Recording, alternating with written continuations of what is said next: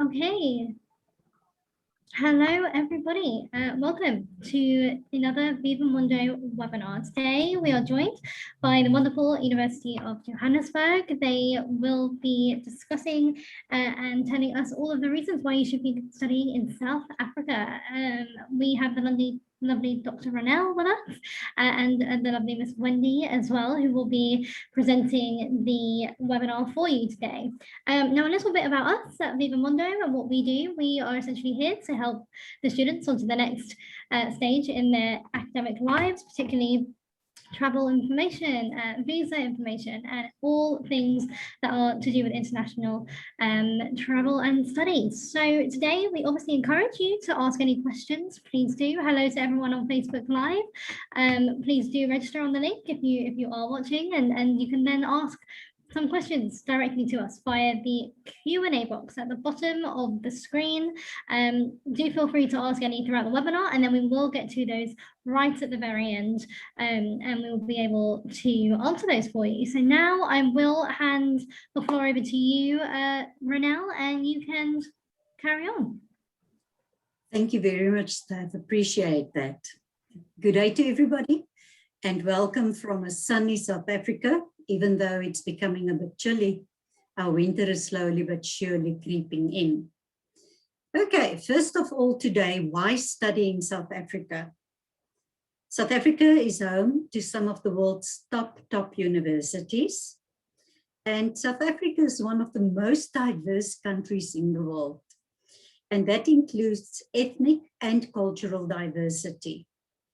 South Africa offers affordable quality education due to the international exchange rates. Our exchange rate is very low, and therefore studying in South Africa is not that expensive. International students who choose to study here are immersed in history-making moments as well as socio and economical development. The country also boasts incredible natural wonders, diverse landscapes, and fascinating destinations, as you can see here at the bottom. Then why study at the University of Johannesburg? The University of Johannesburg lies within the financial hub of South Africa. And that's where commerce, accountancy, and economics, management and leadership, and all of those study the directions that you may be interested in plays a big role. The University of Johannesburg has very strong leadership, innovative and creative staff, and student success focused. We are very student success focused. The University of Johannesburg is a unique and enriching learning experience for all of the international students, as we said, because of the diversity. Student support programs through orientation and tutoring by senior students. That is the student-focused part. We do not leave anybody behind. Affordable tuition and accommodation fees. There are merit bursaries available for qualifying students while you are registered at the university.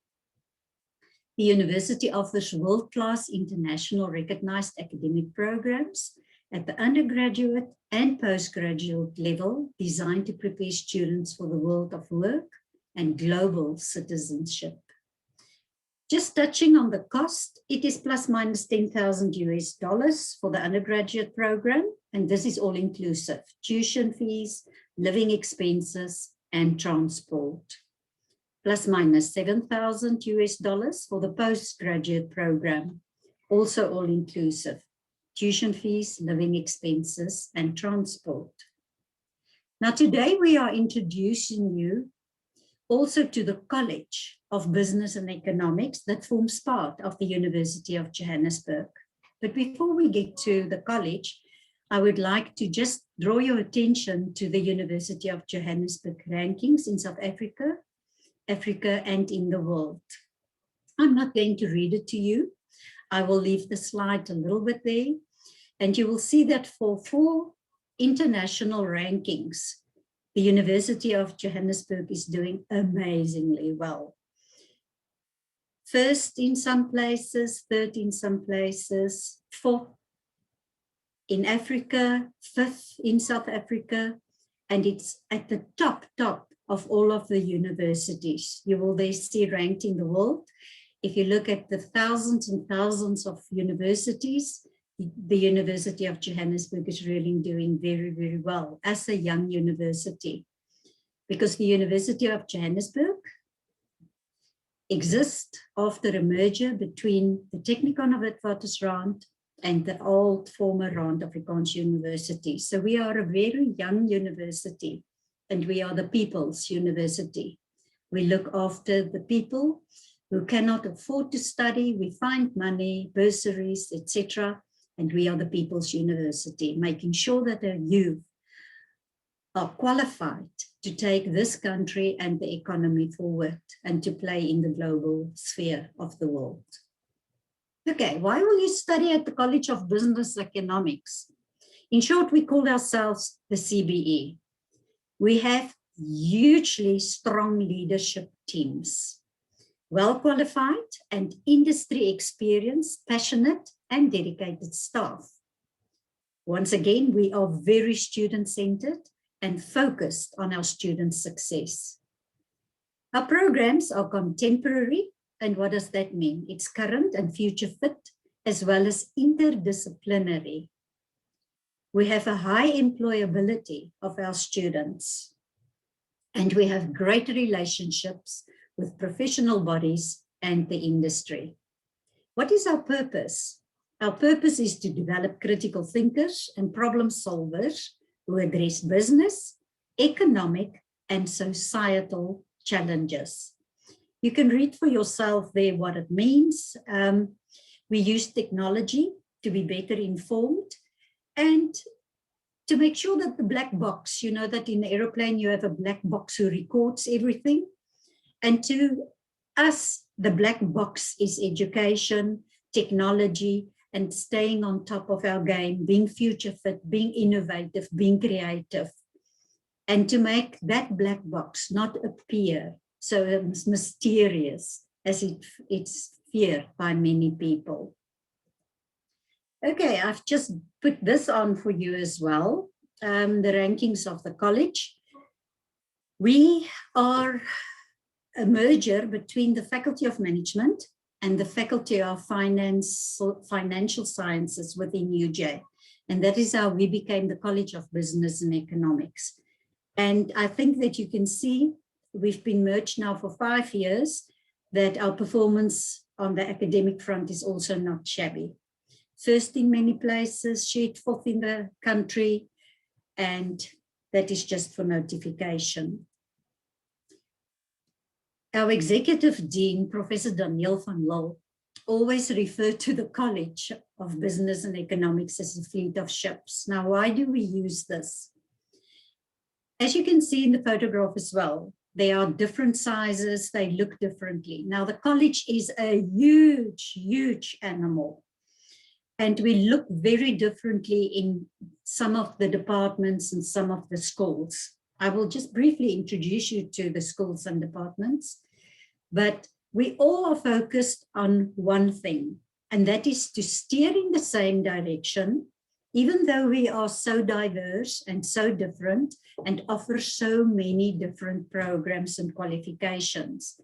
Our main aim is to our purpose, develop critical thinkers and problem solvers for business, economic, and societal challenges, and to make sure that our students are prepared for the world of work, but not only for the world of work, for the future fitness of our students for the world of work that is constantly changing. Just quickly, a brief introduction to what we look like. In the college, we have 6 schools and 12 departments in which we offer all of our qualifications and programs. We have the School of Accounting, the School of Consumer Intelligence and Information Systems, the School of Economics, the School of Management, School of Public Management, Governance and Public Policy, and the School of Tourism and Hospitality. Now, in each of these schools, we house our departments. And accountancy houses the Department of Accountancy, and the Department of Commercial Accounting. Our SCIS, we call it our SCIS, our School of Consumer Intelligence and Information Systems, houses the Department of Applied Information Systems, the Department of Information and Knowledge Management, and the Department of Marketing Management. School of Economics is a huge research school, but we also house undergraduate and postgraduate programs there on the economics and econometrics field. In the School of Management, we have the Department of Business Management, the Department of Finance and Investment Management, the Department of Industrial and Psychology and People Management, and the Department of Transport and Supply Chain Management. And that is also where you will find Logistics Management. The School of Public Management, Governance and Public Policy offers qualifications in public management and governance that lies within the department. The School of Tourism and Hospitality has a Department of Tourism Management and the Department of Hospitality Management. Now, the college is not only hugely academic for undergraduate and postgraduate, but also on the research front. This is I'm not going to go through with you. I just wanted you to take note of it. So we've got 6 schools, 6 research centers, 1 research institute, 1 research lab, and 3 Saatchi chairs for research as well. And that brings me to the end of my introduction to you for the College of Business and Economics. I will now hand over to my colleague, Wendy Gertze. Now, Wendy Gertze is our marketing representative in the College of Business and Economics, who focuses on all student matters, student projects, student affairs, and student events. And Wendy will be able to share with you now exactly what we do on the academic front in the undergraduate as well as postgraduate areas. Wendy, I hand over to you. Thank you so much. Thank you very much, Ronelle. I do appreciate it. Good afternoon, everybody. I'm Wendy Gertze, as Ronelle has said, and I'll just be taking you through the College of Business does. So the College of Business and Economics, in short CBE, as Dr. Turin has said, is the largest faculty in the University of Johannesburg. The CBE qualifications range from diplomas to postgraduate diplomas, as well as undergraduate degrees and postgraduate degrees. The College of Business and Economics are spread over 3 of the 4 university campuses. So we are based at the Auckland Park Kingsway campus, the Auckland Park Soweto campus, and the Auckland Park Bunting Road campus. In total, the CBE total for international enrollment increased to 1,440 students in 2010. CBE in numbers, we have 26,800 students in total. So we actually half the university. We have 162 qualifications. We have 2,231 modules. There are 7 schools, 543 staff members, 5,546 graduates per year. And our graduates, just to let you know, this year we qualified, we capped 4,184 undergraduates, 1,404 postgraduates, 190 master's graduates, 33 doctoral graduates, 12 South African Black doctorati, and 92% ITC pass rate. So that would be the board exam for our chartered accountancy qualification. When you apply to study at the University of Johannesburg, specifically the College of Business and Economics, there's a few things that you need to keep in mind. All programs are represented in English only. All programs require English as a grade 12 subject. Many programs only accept mathematics as a grade 12 subject. And there are some programs where either mathematics or mathematical literacy are accepted as a grade 12 subject. In South Africa, technical mathematics is equivalent to mathematics.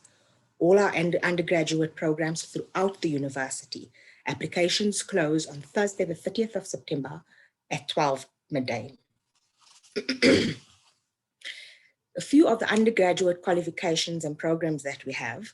So we have BCom extended degrees. These are 4 years, and these courses are specifically for students that haven't really made it into the degree program itself.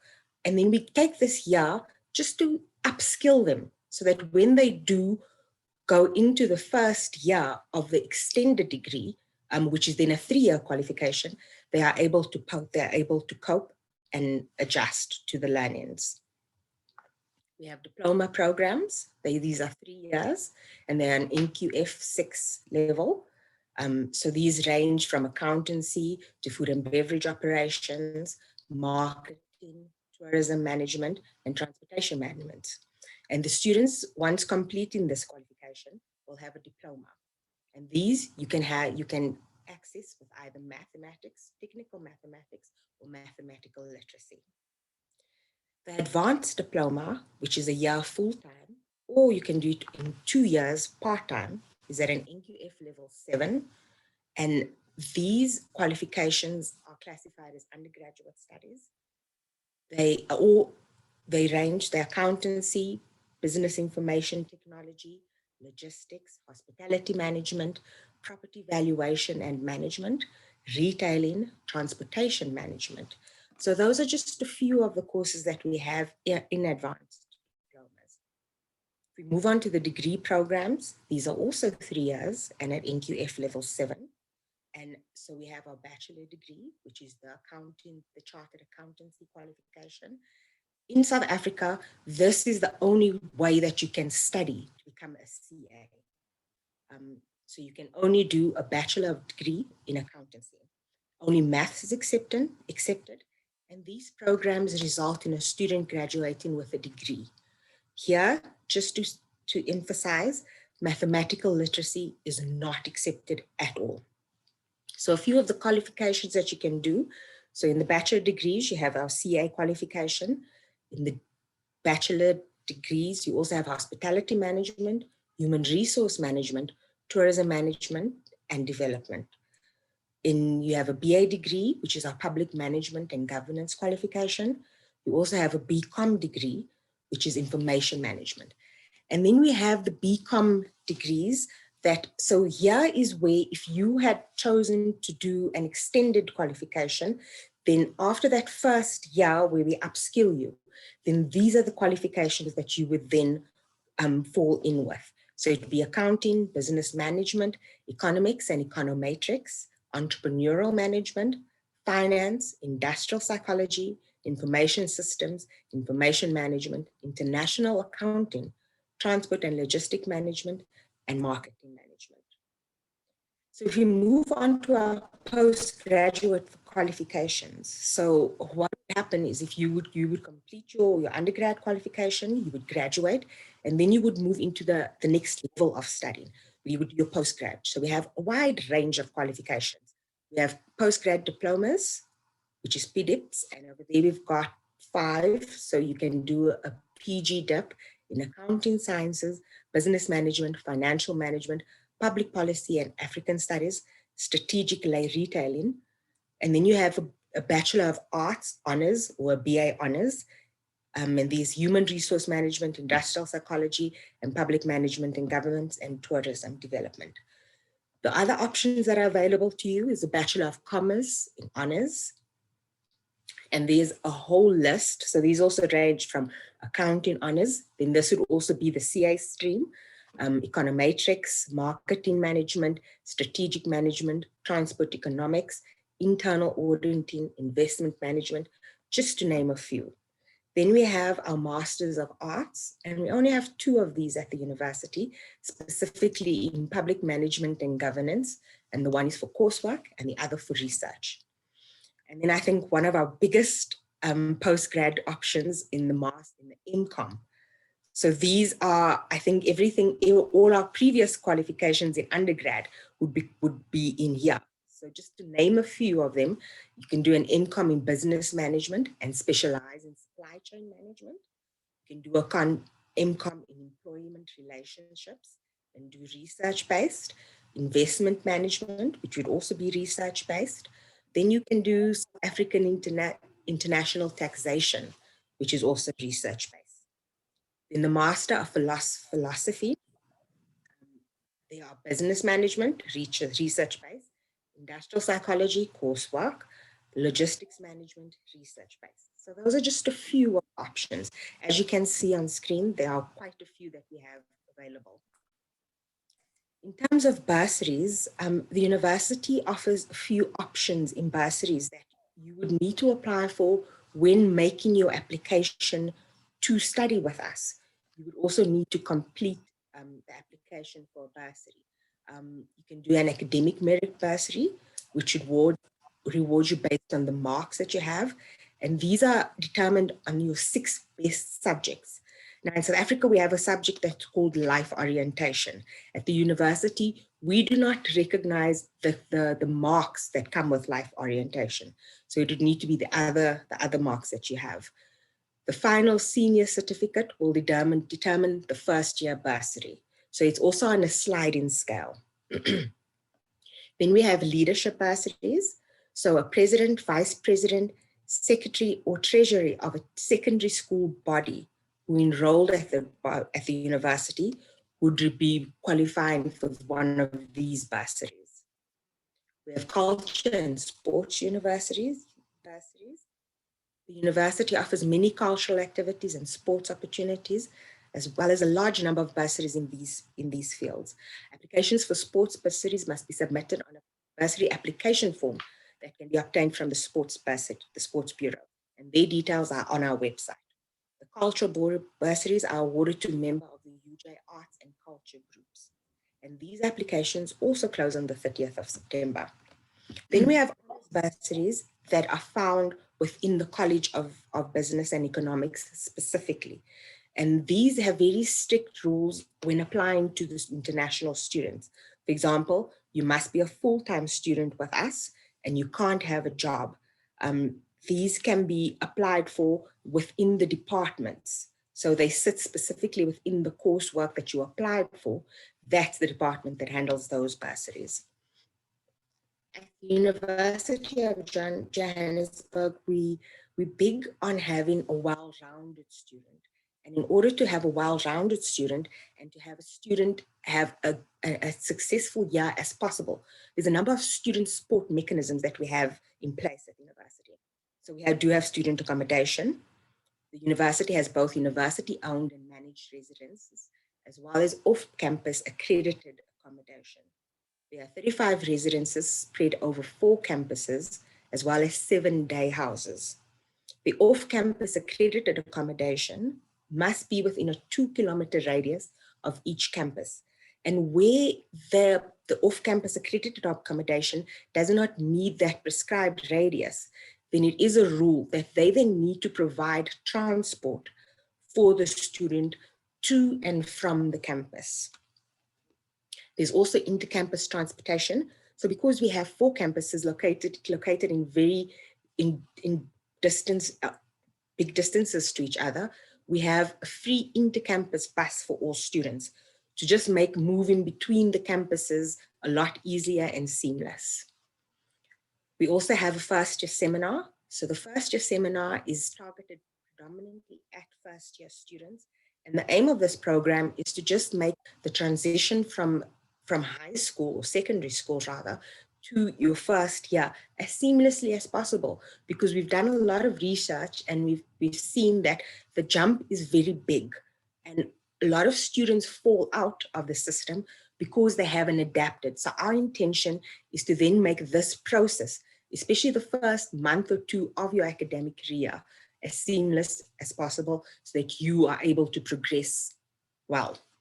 There's also each campus has a campus health facility where it's a fully functional health clinic where you can get primary health care, health promotion, screening and monitoring of chronic diseases. There's a travel clinic, HIV/AIDS counseling and testing, reproductive health, that's family planning, and treatment of minor ailments. We also have UJ Sport, because we're not only about giving you knowledge, we also want to keep you healthy and engaged. And this, oh, sorry, that's just my internet. So UJ Sport, you can join a sport club, you can join in, we have professional leagues, or you can just join to keep fit. We also have, each campus has a UJ gymnasium that offers healthy lifestyle services, which will enhance your academic performance. Then this is just to give you an idea of the many, many holistic initiatives that we have for specifically for first years. But just because you've moved on from first year, doesn't mean that you don't have challenges. And therefore, we also targeted at our senior students as well. So it's academic support, it's extended orientation, information literacy training. We have a 24-hour study area. We offer tutorials, study skills consultations, reading and writing development, access to computer labs, the consultations with labs. All 4 our campus have free Wi-Fi and printing facilities. When you are done with your studies at the university, we do want you to be employed and to apply the knowledge that we have given you. So for this, we have work readiness programs. So it's to help you with job search tools, preparing you for interviews, working to learning, and just taking you through how it is that you should prepare your CV and that you should also conduct yourself in an interview. We have psychological and wellness services. So these is counseling and therapeutic services, it's primary health care, HIV prevention, and health awareness, as I said earlier. Social support, because we don't just want you to study, we want you to also engage with your fellow students. So we have day house activities, sporting activities, arts and cultural activities, academic societies, political societies, religious and cultural societies, because we are a very inclusive university. Should you be struggling with your studies, there are peer mentoring support programs, with tutoring, mentorship, peer education, and even for residency, we have an academic advisory program. And online support, just so that you always have these resources, various resources at your disposal. The university has a Find Your Way uj.mobi site. And on this site, it's all the information that you will need to find your way on campus, literally, but also we tend to, in the first year, have a bit of information overload. So then all the information that is then provided to you, you can find somewhere online. We've got career services. Blackboard is the web-based interaction that we use to communicate between the students and the learners and the lecturers as well. We have a study skills module and an SOS. Should you be interested in contacting anybody at the College of Business and Economics, these are your first point of contact. The best bet is to email someone, especially seen as you international students, askcbe@uj.ac.za, or you can have a look at our website where all this information is available. So www.uj.ac.za/CBE. Thank you very much for the time that you have spent with us this afternoon. Over to you, Stavros. Thank you, Wendy. Before I hand over back to staff, I just want to quickly mention to you, yes, the big elephant in the room, COVID. And how do we manage it? Okay, UJ is very, very health and safety conscious, and we are currently still mostly online. Basically, what this means is the following. Staff and students who can do online, stay at home, and stay in the residences. Our students in the res have access to their rooms, they stay in their rooms, and they can use the library and all of those facilities. We also have blended teaching and learning. That is where some of the students need to do practicals. They need to be in computer labs. They need to be in scientific labs. Those students do come onto campus, but we follow the 50% rule. And they then rotate to come to these labs and study centers. The same with the staff members. All of the support staff are online and on campus, working on a 50% basis, rotating. So yes, we do have all of the health and safety measures in place. We have all the sanitization machines at every single door where you will move. Masks are compulsory on campus. And then how do we manage our international students since last year? Unfortunately, lockdowns happened everywhere. So the life experience was something that fell away and is such a disappointment to everybody. But none of our academic interactions stopped at all. Everything carried on online. So what are we doing this year? Currently, we're also still online, even though there are people who are physically on campus as well. So what we are doing is we are positioning ourselves to make sure that all of our international relationships and movement this year that's online, hopefully in 2022 can move back into real time. And that's from the College of Business and Economics. We hope to see some of you here next year, and we have our internationalization office members online as well. And thank you to them for the opportunity to market the college today. So Steph, I'm handing over to you, and Wendy will manage any questions on the academic side. Okay, thank you so much for a brilliant presentation. It was great to hear from you. So we do have quite a few questions in the Q&A box. So I will begin. I wonder, how are sports activities on campus? I play basketball and would love to play it at Varsity League. Do you have a sports team? Yes, we actually do. We do actually even have basketball. So if I remember correctly, I think the basketball is done at our Soweto campus, and there is a nice indoor basketball ring that we do have. So you can more than welcome to join the team. Great. Thanks. Thank you for the answer there, Wendy. I'm not sure if any of the other team members want to answer that, but I think we've answered that fine, which is great. Okay, on to the next question. Do you have any mental health services at the university? Would I be insured if I came to South Africa for studies, or would I need further health insurance? We do have mental health facilities. So it's a division that we call PsyCat, where you could go to and you could speak to a counselor. They do have private facilities where your conversations and your discussions aren't heard. They are qualified psychologists, so there is that privacy and confidentiality. I'm not sure if any of my other colleagues know the answer for the rest of the question, but I'm not too sure, honestly. I think if we the international staff members, if they can assist us with that insurance question. Yes, I can. Thank you, staff. Thank you, Ronelle. Thank you, colleagues. This is Libet, and I'm the Director for Study Abroad and Student Services in the Division for Internationalization.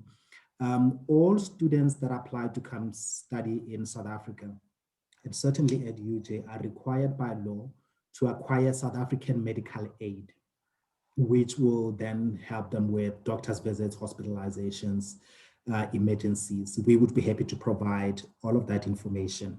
That medical aid is also a requirement for a study visa application. Thanks, Steph. Okay, amazing. Thank you, Libet, for your help. On to the next question. Now, this is more to do with living costs. So how much does it cost for student accommodation in South Africa, and will you help the students to look for accommodation before they come to study with you? Libeta, can you maybe take that one as well? Yes, I can. Thank you. Steph, we have different types of accommodations depending on the student's needs. We have on-campus accommodation, which is student dorms. We have what we call privately owned student accommodation. That is accommodation outside of campus that students can apply to. The process is that when a student applies for studies at UJ, when they complete the online application form, they must at the same time complete the application form. and then we will, placement will be done. Obviously, assessment will be done as to what is the best possible space for them. That is for on-campus accommodation. If for some reason a student submits an application, goes through the process, and they have not applied for accommodation, they can write to our office and we will facilitate that process. Cost of accommodation differs from residence to residence, and information on costs is not available right now, but it is on our website. I can send it to you, Steph, and you can share perhaps with the participants. That's no problem. Thank you so much for that, Nabeth. On to the next question. Now, this is to do with COVID, so I will keep it quite short. How is the university supporting the students during COVID? Will there be any reduction of fees if online classes are necessary? Well, at the moment, most classes are online. There has not been a reduction on fees because we have additional costs that comes because we are a contact university. So having to move everything onto the online platform has come with cost implications. So we haven't had a reduction fee. In terms of support for students, just in mental health, dealing with COVID and being in isolation, because you no longer have those contact sessions with your students, with your peers. We do have tutors, we do have mentors, the lecturers continually keep in contact with the students. We do have psych ed that is there for them to reach out to. So all this information is made available to students. So, and we're constantly reinforcing the various tools and mechanisms available to them so that they don't suffer in isolation. You know, we want a holistic student, and that means taking part of head, heart, brain, all of it. Amazing. Thank you, Wendy. That's great. Dr. Rowan? Thank you, Steph. I just want to add on to what Wendy has been saying on this question, is that since the beginning of this year, the college is also working very hard per school and in specific departments on specific mental health and wellness activities and projects for all of the staff and the students. And we also have 2 student influencers in the college that is doing a lot to support students' wellness and mental health. Okay, thank you so much. That's a great answer to the question. Another question that we have here, what level of English do I need to study with you? Do you accept Duolingo? I'm not too sure. Libeta, can you maybe take that one? I think Sidiso is best placed to take this one. Konessa? Okay.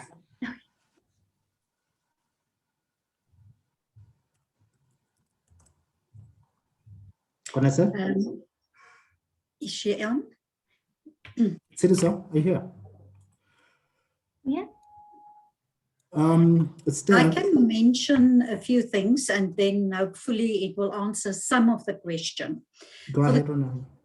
College specifically, a grade 12 English certificate is required, but the university also offers writing and language skills for our international students who battle a little bit with the English. So there is support as well, but admission requirements, I'm not 100% sure. Libeta, maybe you know if one of your colleagues. No. That's fine. So thank you, Ronald. So staff, we accept 3 English proficiency tests to get into UJ. The first one is the University of Johannesburg English Language Program test. We accept the TOEFL and we accept the IELTS. For IELTS at undergraduate level, we require a score of 6. And for TOEFL, we require an average score of 80 to 104 for undergrad. And of course, it's 8 for IELTS and slight over 104. 8 for IELTS at undergrad and over 104 for TOEFL at postgrad. Okay, thank you so much for the answer, Beth. Now on to the last question, and this is more for the postgrad generation. So this will be to all of you. How will the university help me to meet future employers? Will I be able to mingle? Will there be any opportunities going forward? So what we do is through our career services division at the university, they organize career fairs in which they would get, for example, say, let's use finance. So they will bring all the finance employers in the Johannesburg, and then we will have a career fair where you get them to interact and ask questions and find out about vacancies. What we've done this year is those career fairs have moved online due to COVID. But we are big on having students interact. We also have a work integrated learning, which is when students then go and they work at employers as part of the course load. Career services also do have, they offer facilities where they'll help you with your CV, they'll help you with interview skills, they'll, for those traditional questions, what are your strengths, weaknesses, so that in an interview, you're fully prepared and you know what to expect, and you don't kind of feel blindsided by some of these questions that you don't actually think about beforehand. Thank you. That's okay. All right, well, I think we've come to the end of our questions. I'm not sure if there's anything that you would like to add on, Beth, whilst we are online. Steph, I see there's a hand up from Sepang. Oh, yes. Good morning, good afternoon, colleagues. Hi. With regards to the issue of the English language and the English language proficiency. Yes. English language proficiency is a requirement for people who have schooled or studied in where English was not used as a medium of instruction.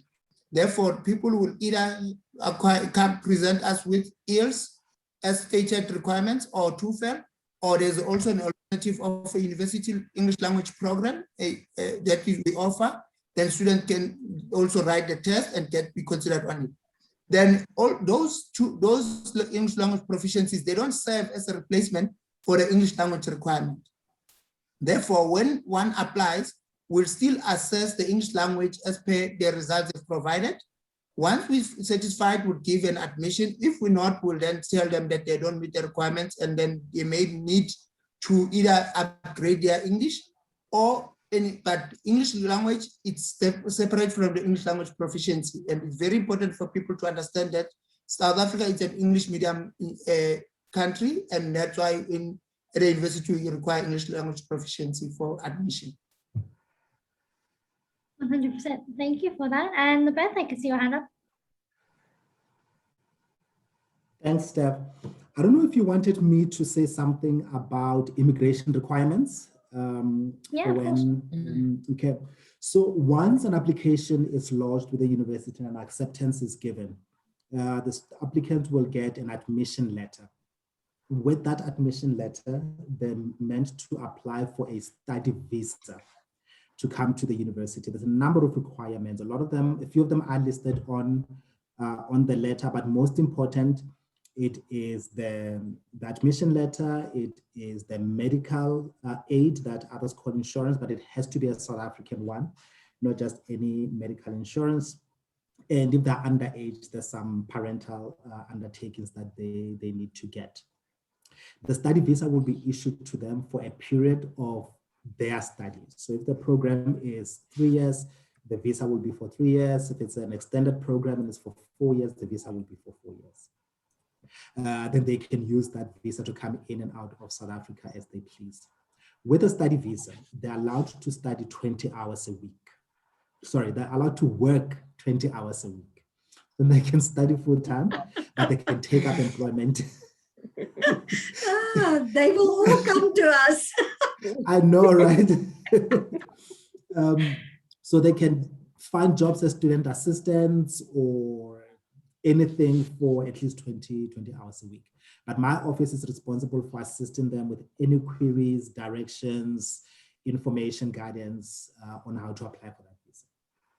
Okay, Thank amazing. you. Any last words, Beth? Okay, from the College of Business and Economics, a hearty thank you for everybody who joined us today. We truly hope that we will see some of the participants, and then also to the UJ Internationalization Office. Thank you for the opportunity, and we look forward to see more students. And I think to the people who are attending today, the most important is deadlines, undergraduate, 30 September, bursaries, sport, 30 September. I think most of the undergraduate bursaries make the same date. Yes. And go to the UJ website and you will find every single bit of information from COVID right down to all the support services on the UJ website. And from the College of Business in Economics and Wendy and myself, Wendy, switch on your camera. Hi.